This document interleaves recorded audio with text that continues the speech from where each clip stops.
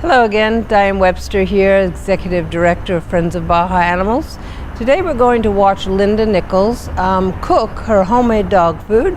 This is a special food that she cooks for her puppies, and she has a little bit of a raw diet for the dogs as they get older. But this is what she does when she rescues puppies, and she gets them ready for a foster home and for the forever homes. I hope you enjoy the video. Thanks.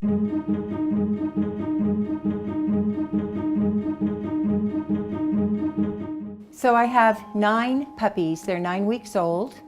We got them basically about 5 days after they were born. And of course the mother was feeding them, so I didn't have to do it. Now I have to do it.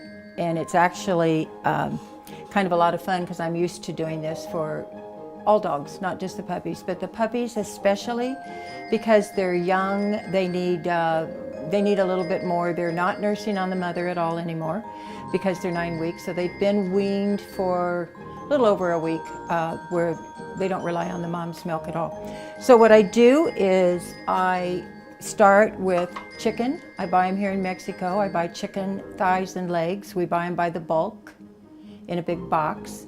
I take 3 of them and fill the pot with water, put the chicken in and boil it, and then I pull all the bones out and double check, because the last thing you want to do as a puppy to get a bone. So I debone the chicken and then I add rice. Sometimes it's sweet potato, rice, and I put a little bit of spice, a little turmeric sometimes, a little cumin, just because it's not bad for them and it gives it a little flavor. And then I add, and see if I can get, I chop up spinach that we get here at Costco or locally.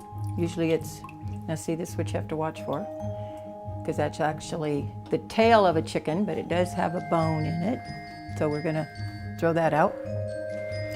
So once this is all prepared, normally it has a little bit more water in it, then we come over here and I just kind of guess because I'm used to seeing how much they eat. Some will eat a little bit more than the others. This we get at Costco. Believe it or not, I'm going on my 10th bag of puppy food. So that's how much these puppies eat. But we also let the mama come in here. She's with her puppies. So I think it's good for her to be with the puppies. She's not feeding them, but she eats with them. And I don't mind that. The puppy food has obviously more calories. So I fill it just about there. And then I come over here and I take my chicken soup.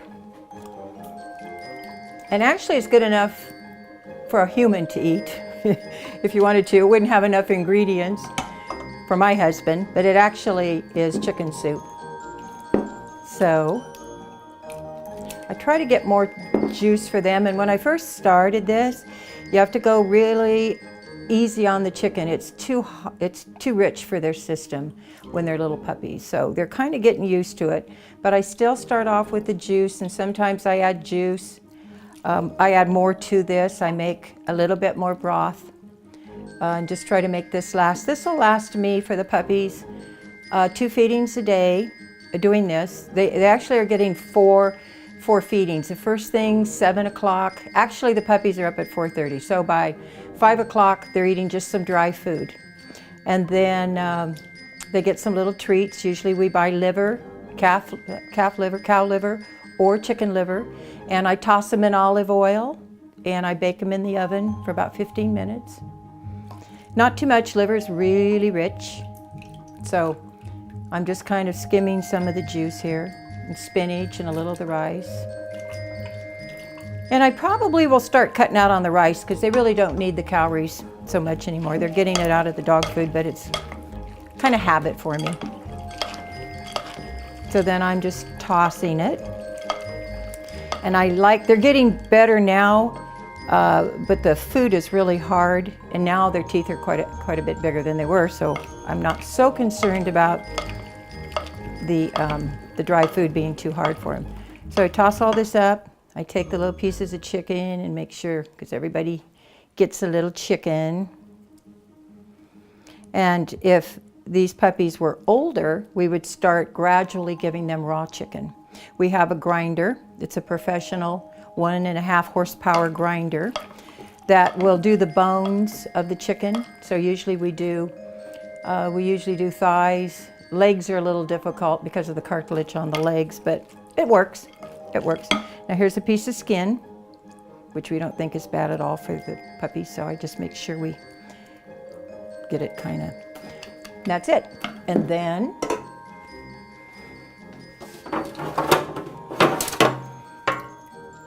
it's too hard to try and put 9 bowls out.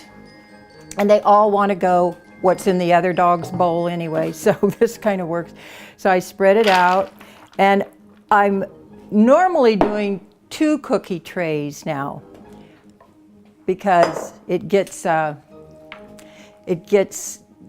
all the dogs to where they're not crammed up. They're getting too big now, so they do it. It's workable, but it's better to do 2. So see, this actually should go in 2. And then I just kind of get it like this so they can not walk through the soup, but kind of get on the edges there. And then what I would do is take this in, I put a fresh towel down, just a bath towel, and I put the cookie trays on the bath towel so that when they're knocking it off, they will come back and eat it off the towel. And that's it. And they are doing this 2 times a day. Again, I think it's just healthier. I think they're getting nutrition. And then when they get adopted, I try and give this information to the adopters if they want to do a little bit, start with a little bit of it's called a whole food diets, where they're actually eating meats and more proteins and not so much kibble, not so much of the dry food.